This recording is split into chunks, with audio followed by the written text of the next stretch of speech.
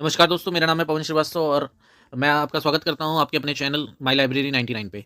तो दोस्तों, जैसा कि आपको पता है हम ऑब्जेक्टिव्स की सीरीज़ चला रहे हैं और आज का हमारा जो टॉपिक होने वाला है वो है रेफरेंस एंड इन्फॉर्मेशन सर्विसेज। तो ये हमारी जो ऑब्जेक्टिव्स की सीरीज़ है उसका वीडियो नंबर 4 है और इसमें हम ऑब्जेक्टिव क्वेश्चंस करने वाले हैं। और अब बस आपको याद दिलाना चाहता हूँ कि अगर अभी तक आपने मेरा चैनल सब्सक्राइब नहीं किया है तो प्लीज़ इसे सब्सक्राइब कर लें। वीडियो अच्छी लगे तो लाइक करें, शेयर करें और बेल आइकन को दबाना ना भूलें। तो चलिए शुरू करते हैं आज के क्वेश्चंस। ग्रंथालयों में संदर्भ सेवा से क्या आश्चर्य है? सो रेफरेंस सर्विसेज से क्या मीनिंग है? लाइब्रेरी में रेफरेंस सर्विसेज से क्या मतलब है? तो इसका आंसर होगा डी, कर्मचारियों तथा द्वारा व्यक्तिगत सहायता। इंग्लिश में बोलेंगे personal assistance provided by the library staff. ठीक है, नेक्स्ट क्वेश्चन पे चलते हैं। संदर्भ सेवा का ग्रंथालय में वही महत्व है जो बुद्धि का सैन्य बल में। सो इंग्लिश में क्वेश्चन हो जाएगा, reference service is as important in library as intelligence in defence forces. ये हु सेड दिस सेंटेंस? ये कथन बोला गया था लुइस सॉर्स द्वारा। ठीक है, नेक्स्ट क्वेश्चन पे चलते हैं। रंगनाथन के अनुसार संदर्भ सेवा क्या है? रंगनाथन के अनुसार संदर्भ सेवा जो है वो मांग के बिना प्रदान की गई सेवा है। ठीक है दोस्तों, तो आगे बढ़ते हैं।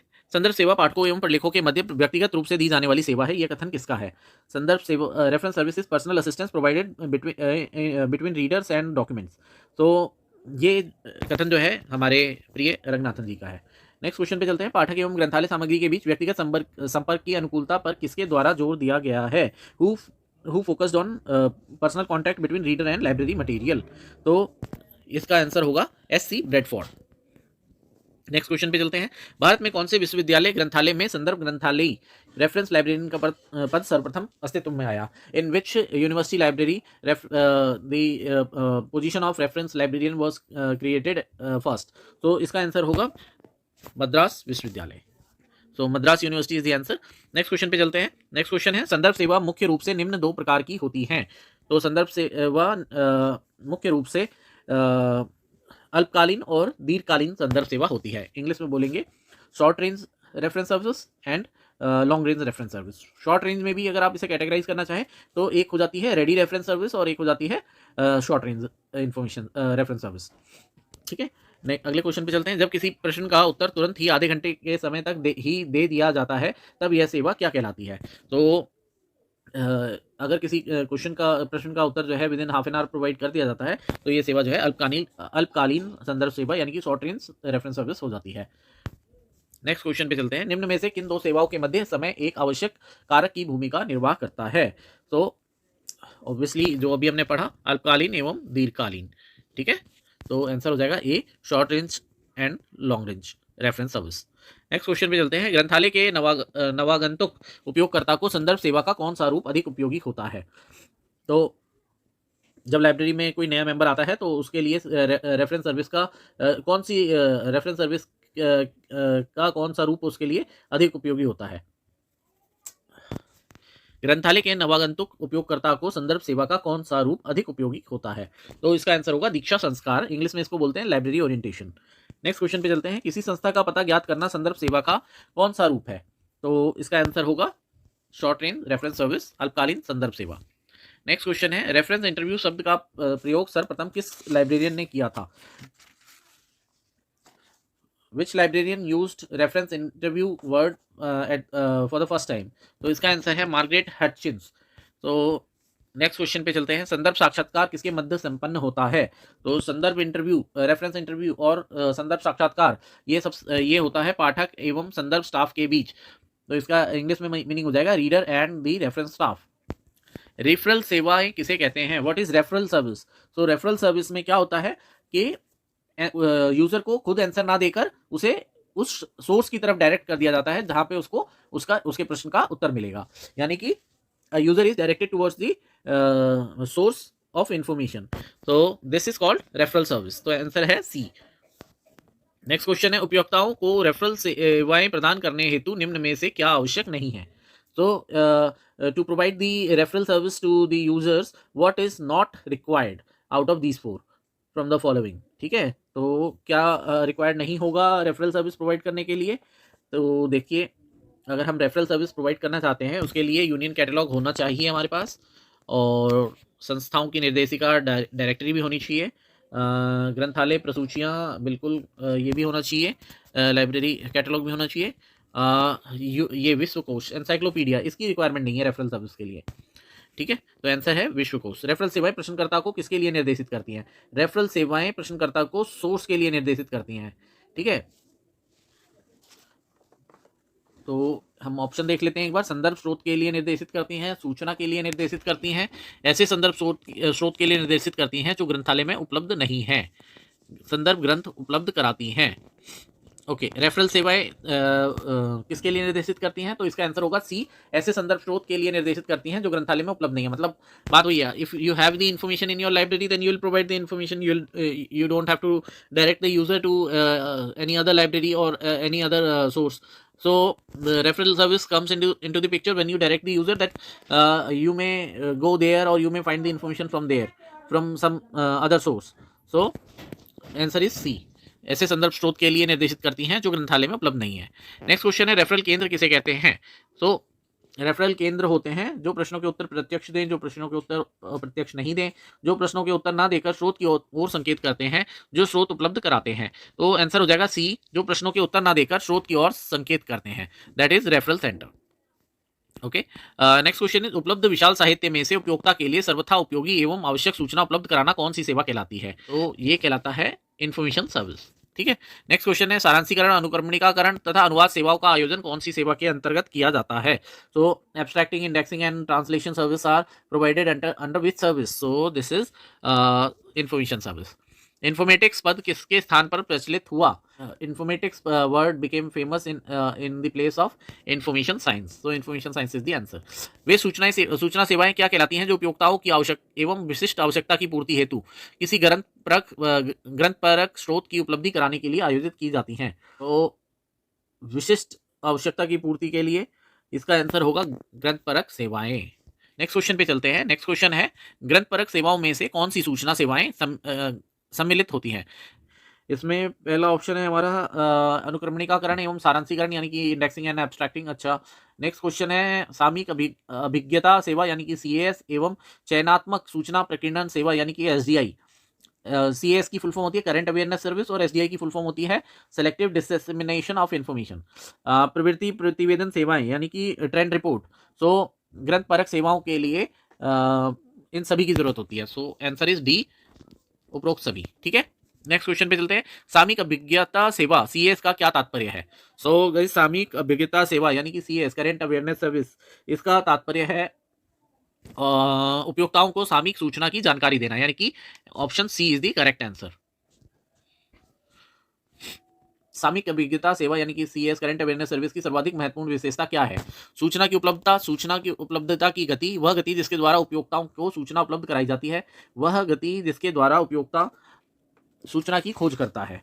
तो इसका आंसर होगा सीएस जो है वह गति जिसके द्वारा उपयोक्ताओं को सूचना उपलब्ध कराई जाती है। तो गाइस, जो सीएस है करंट अवेयरनेस सर्विस, एक तरह से शॉर्ट रेंज रेफरेंस सर्विस के अंदर आता है और इसमें समय का बहुत इंपॉर्टेंस है। तो जो लाइब्रेरी फुल फ्लेज इन एक्टिविटीज़ में इन्वॉल्व होती हैं और इस तरह की सर्विसेज प्रोवाइड करती हैं, वो लोग टाइम भी नोट करते हैं। तो वो अपने रिकॉर्ड के लिए नोट करते हैं कि हमारे पास ये क्वेरी आई और ये क्वेरी इन्होंने की थी, इतने बजे की थी और इतने बजे तक हमने इसका आंसर उनको प्रोवाइड करा दिया।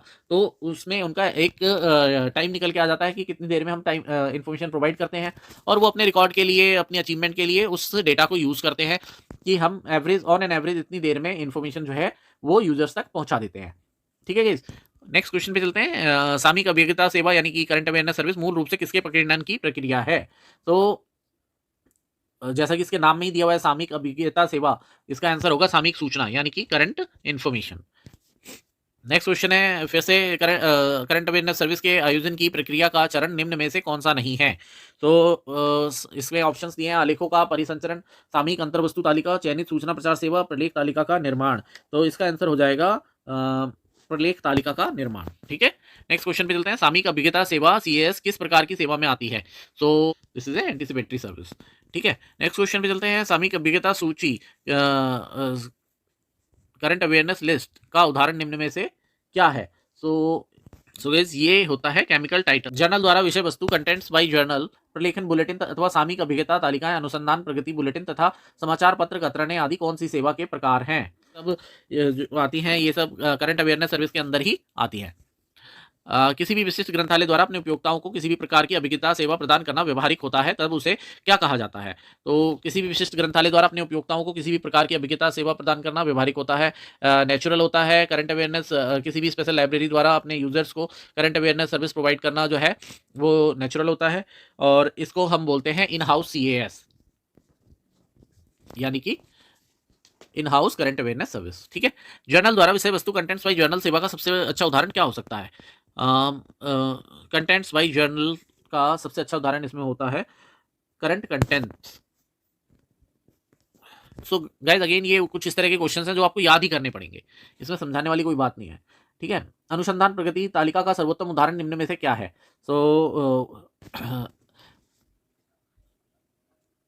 इनमें ऑप्शंस में है हमारे पास current research USA, current research information system USA, current research information USA, research bulletin. So जो करंट रिसर्च है USA का, यानी कि option A, it is a list of research development. ठीक है, तो हमारा A आंसर हो जाएगा। नेक्स्ट क्वेश्चन है सामयिक सूचना सेवा में कौन सी दो सेवाएं आती हैं? CAS के अंदर कौन सी दो सेवाएं आती हैं?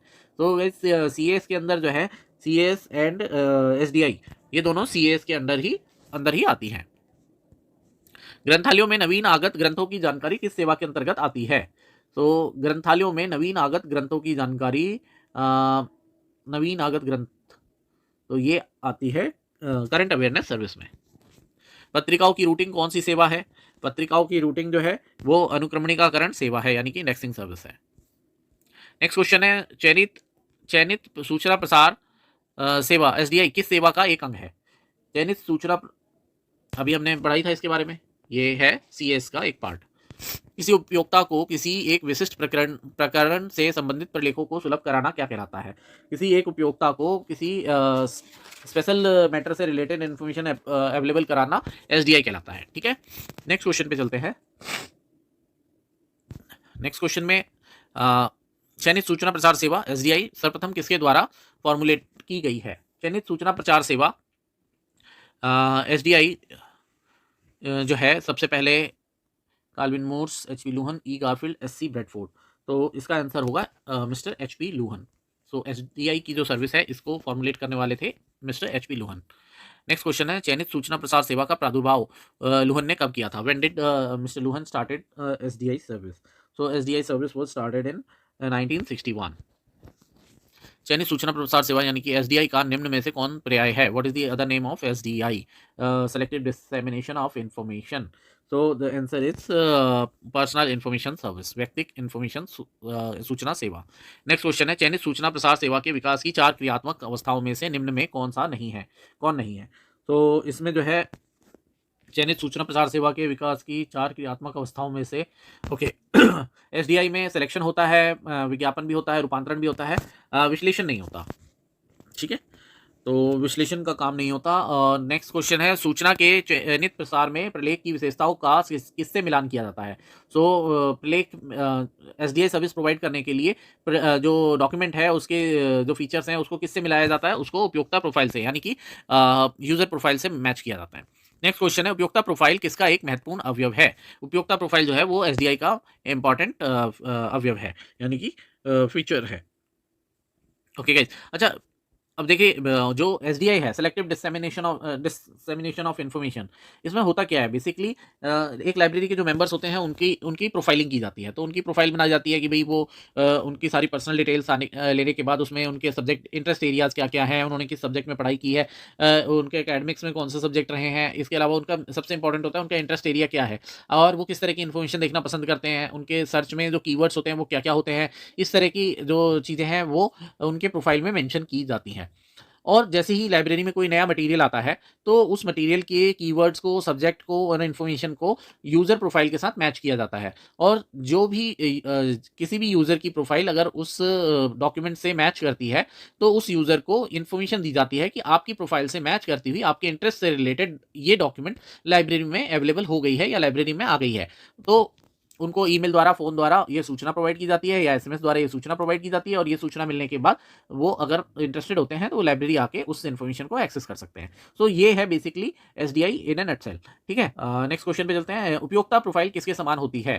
तो यूजर प्रोफाइल जो है वो होती है स्टैटिस्टिकल एक्सप्रेशन, यानी कि सांख्यिकीय व्यंजक की तरह। पुनर्निवेशन यांत्रिकी, फीडबैक मैकेनिज्म किस सेवा का मुख्य घटक है? सो फीडबैक मैकेनिज्म जो है वो एसडीआई का इंपॉर्टेंट एलिमेंट है। ओके, नेक्स्ट क्वेश्चन पे चलते हैं। खोज पदों के बीच बुलियन प्रचालकों की कल्पना किसने की थी? तो बहुत ही इजी क्वेश्चन है, मिस्टर जॉर्ज बुले ने की थी। इजी है बट ऐसा नहीं है कि इंपॉर्टेंट नहीं है, ये बहुत बार पूछा जा चुका है। ठीक है, नेक्स्ट क्वेश्चन पे चलते हैं। नेक्स्ट क्वेश्चन है हमारा, जॉर्ज बुले कौन थे? So who was mister George बुले? मिस्टर जॉर्ज बुले was a mathematician. Okay, next question पे चलते हैं। जॉर्ज बुले के प्रचालकों में निम्न में से कौन नहीं है? सो out of which of the following is not given by Mr. George Bulle? So इसका आंसर होगा NIL, NIL। तो मिस्टर जॉर्ज बुले ने जो 3 प्रचालक दिए हैं अपने, 3 एलिमेंट्स जो दिए हैं वो है एंड, और एंड नॉट। ठीक है, तो अब हमारे पास क्वेश्चंस हैं इन लॉजिकल ऑपरेटर्स के को समझने की जरूरत है हमें। व्यंजक ए एंड बी का अर्थ, what is the meaning of A and B? So हमारा ऑप्शन है जिसमें ए के तत्व हो, ठीक है, ए के तत्व तो होने चाहिए। एंड बी, जिसमें बी के तत्व हो, ये भी ठीक है, बी के भी तत्व होने चाहिए। जिसमें ए तथा बी दोनों के तत्व हों, सो हमारा आंसर हो जाएगा सी, जिसमें ए एंड बी दोनों के तत्व हों। ठीक है, नेक्स्ट क्वेश्चन पे चलते हैं। ए नॉट बी, सो बुलियन प्रचालक कह रहा है ए नॉट बी, इसका क्या मीनिंग है? ए नॉट बी, ए के तत्व रखता है, ठीक है, ए के तत्व रखता है, बी के तत्व रखता है, नहीं रखता, क्योंकि यहाँ पे कह रहा है नॉट बी, तो ये नहीं होगा। तो आंसर है नेक्स्ट है ए के तत्व रखता है जो बी के तत्व नहीं है, राइट। सो हमारा आंसर हो जाएगा सी, जिसका है जिसमें दिया गया है कि ए के तत्व रखता है जो बी के तत्व नहीं है। ओके, नेक्स्ट क्वेश्चन पे चलते हैं। What is the meaning of A और बी? सो इसका आंसर हो जाएगा ए के तत्व रखता है, ठीक है, इसका आंसर ये हो जाएगा। बी के तत्व रखता है, बिल्कुल ठीक है, बी के भी रखता है। ए तथा बी दोनों के तत्व रखता है, ये भी ठीक है, आंसर हो जाएगा डी, उपरोक्त सभी। तो सारी कंडीशन मैच हो रही हैं। ठीक है, नेक्स्ट क्वेश्चन है, निम्न में से कौन सा उपकरण किसी अमुक विषय के किसी प्रकरण विशेष पर मूल प्रलेख को खोजने में सहायता करता है? तो अनुक्रमणिका, प्रसूची, सारांश, प्रलेखन, इन चारों में से ओके, प्रकरण विशेष यानी कि सब्जेक्ट स्पेसिफिक जो ओरिजिनल डॉक्यूमेंट है उसको सर्च करने के लिए हमें इनमें से कौन से टूल की आवश्यकता पड़ेगी? So to find out the subject specific original document will have to refer index, यानी कि अनुक्रमणिका। ठीक है गाइस, नेक्स्ट क्वेश्चन पे चलते हैं। सारांशीकरण एवं अनुक्रमणिकाकरण सेवाएं मुख्य रूप से किस प्रकार की सूचना सेवाएं हैं? सो जो सारांशीकरण एंड यानी कि एब्स्ट्रैक्टिंग एंड इंडेक्सिंग है, ये मुख्य रूप से ग्रंथपरक सेवाएं हैं, यानी कि बिब्लियोग्राफिकल सर्विसेज हैं। ठीक है, नेक्स्ट क्वेश्चन है, सारांशीकरण सेवा से क्या आशय है? सारांशीकरण सेवा से आशय है आलेखों के ग्रंथपरक विवरण उपलब्ध कराए जाते हैं। सो बेसिकली सारांशीकरण में जो भी आर्टिकल है या जो लेख है उसकी बिब्लियोग्राफिकल इंफॉर्मेशन अवेलेबल कराई जाती है। ओके, नेक्स्ट क्वेश्चन है, सारांशीकरण सेवा से क्या आशय है? इसका आंसर हो जाएगा आलेखों के ग्रंथपरक विवरण उपलब्ध कराए जाते हैं, यानी कि आंसर है बी। नेक्स्ट क्वेश्चन पे चलते हैं। नेक्स्ट क्वेश्चन है, सारांशीकरण सेवाएं किसके माध्यम से सूचना प्रदान करती हैं? तो सारांशीकरण सेवाएं जो है वो जो इन्फॉर्मेशन प्रोवाइड करती हैं वो सारांशीकरण पत्रिका के माध्यम से करती हैं। सारांशीकरण की सर्वप्रथम पत्रिका किस देश में प्रकाशित हुई थी? आई थिंक हमने कल की वीडियो में भी इसके बारे में वीडियो नंबर 3 पार्ट 2 में इसके बारे में बात की थी। सर्वप्रथम जो है सारांशीकरण पत्रिका फ्रांस में प्रकाशित हुई थी। नेक्स्ट क्वेश्चन है, द्वितीय विश्व युद्ध के बाद राष्ट्रीय स्तर की प्रमुख सारांशीकरण पत्रिका बुलेटिन सिग्नालेटिक किस भाषा में प्रकाशित हुई? द्वितीय विश्व युद्ध के बाद नेशनल लेवल पे जो है एब्स्ट्रैक्टिंग पीरियडिकल बुलेटिन सिग्नालेटिक जो है वो फ्रेंच लैंग्वेज में पब्लिश हुई थी। नेक्स्ट क्वेश्चन है, भारत में सर्वप्रथम प्रकाशित होने वाली सारांशीकरण पत्रिका कौन सी है? तो जो इंडिया की सबसे पहली एब्स्ट्रैक्टिंग जर्नल है वो है Indian science abstract. Okay, next question है, निम्न में से उत्तम सारांश की विशेषता कौन नहीं है? तो इसका आंसर हो जाएगा व्यवहारिकता।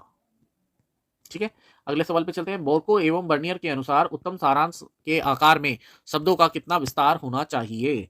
तो उत्तम शब्दों के आकार में शब्दों का 1 से 1000 शब्दों में विस्तार होना चाहिए।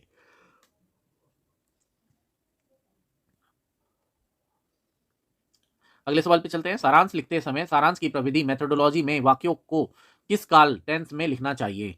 तो इसका आंसर है भूतकाल में लिखना चाहिए, यानी कि पास्ट टेंस में लिखना चाहिए। गणित के क्षेत्र में अंतर्राष्ट्रीय स्तर की सारांशीकरण सेवा पत्रिका का नाम बताइए। तो मैथ्स के क्षेत्र में मैथमेटिकल रिव्यू जो है वो पत्रिका है, इंटरनेशनल लेवल की पत्रिका है। ठीक है दोस्तों, इस वीडियो के लिए इतना ही। फिर मिलेंगे पार्ट 2 में, और पार्ट 2 में मैं इस टॉपिक पे और कुछ आपको क्वेश्चंस करवाने वाला हूँ। तो बहुत बहुत धन्यवाद दोस्तों। अगर आपको वीडियो अच्छी लगे तो प्लीज़ लाइक कर दें, शेयर कर दें और चैनल को सब्सक्राइब करना ना भूलें। बहुत बहुत धन्यवाद। मिलते हैं अगली वीडियो में।